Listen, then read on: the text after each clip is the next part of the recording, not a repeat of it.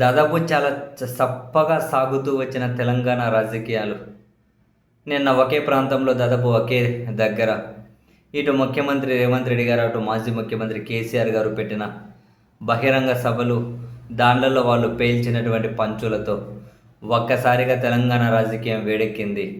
And ఆంధ్రప్రదేశ్లో కూడా ఒక రకమైనటువంటి చర్చకు కారణమయ్యాయి తెలంగాణ ముఖ్యమంత్రి రేవంత్ రెడ్డి గారు చేసినటువంటి వ్యాఖ్యలు. అయితే కాంగ్రెస్ అత్యంత సీనియర్ నేత జీవన్ రెడ్డి గారు బీఆర్ఎస్ పార్టీలో చేరారు కదా.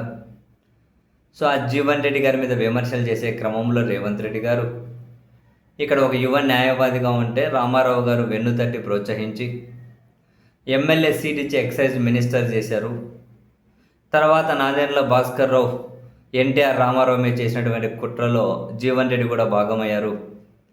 ఆ తర్వాత కాంగ్రెస్ పార్టీలో భాగమై దాదాపు 4.5 దశాబ్దాలుగా more than 4 decades Congress party ఆయనకు అన్ని విధాలుగా ఎమ్మెల్యే, ఎమ్మెల్సీ, ఎంపీ, మినిస్టర్ అన్ని విధాలుగా ఆదరిస్తే ఇప్పుడు బీఆర్ఎస్లోకి వెళ్ళారు.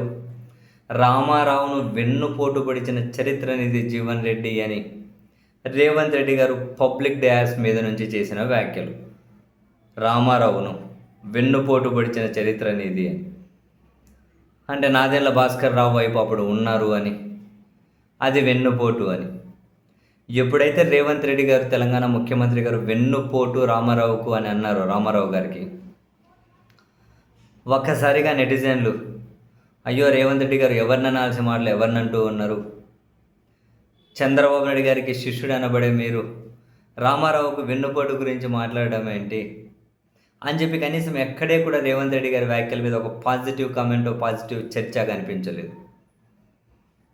రామారావు గారి మీద అప్పుడు కుట్ర జరిగితే మళ్ళీ ఆయన నిలదొక్కోవడానికి జస్ట్ 6 నెలల టైం కూడా సరిపోయింది. ఇంకా షార్ట్ టర్మ్లోనే ఆయన నిలదొక్కోగలిగారు. కానీ అసలైన రామారావు గారికి వెన్నుపోటు అంటారా, లేకుంటే మరొకటి అంటారా, మరో పేరు ఏదైనా పెట్టండి, రేవంత్ రెడ్డి గారు వెన్నుపోటు అన్నారు రామారావు గారికి. అది జీవన్ రెడ్డి గారి గురించి మాట్లాడారు 83లో. కానీ రామారావు గారిని పదవి నుంచి దించేసి చివరికి ఆయన యాక్టివ్గా లేకుండా చేసి దిగిపోయిన 4-5 నెలలు చనిపోవడానికి కూడా కారణమయ్యారంటే 95 ఎపిసోడ్ గురించో మాట్లాడుకుంటారు. అంటే అప్పుడు చంద్రబాబు నాయుడు గారి తనని దించేసి ముఖ్యమంత్రి టీడీపీని లాక్కొని డబ్బులు కూడా లేకుండా అకౌంట్లో లాక్కొని ఇవన్నీ చేశారని.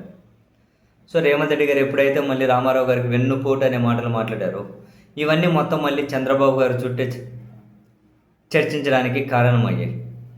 మరి రేవంత్ రెడ్డి గారు యథాలాపంగా అన్నారా, లేకపోతే ఇంకేమైనా 95 ఎపిసోడ్ మరోసారి జనాల్లో చర్చకు తీసుకురావాలని చెప్పి ఏమైనా కావాలని అన్నారో, కాకతాళీయంగా అన్నారో తెలియదు. కానీ తెలంగాణ రాజకీయాలు వేడెక్కే క్రమంలో ఆంధ్రప్రదేశ్ రాజకీయాలు కూడా ముడిపడాల్సిన పరిస్థితి వచ్చింది.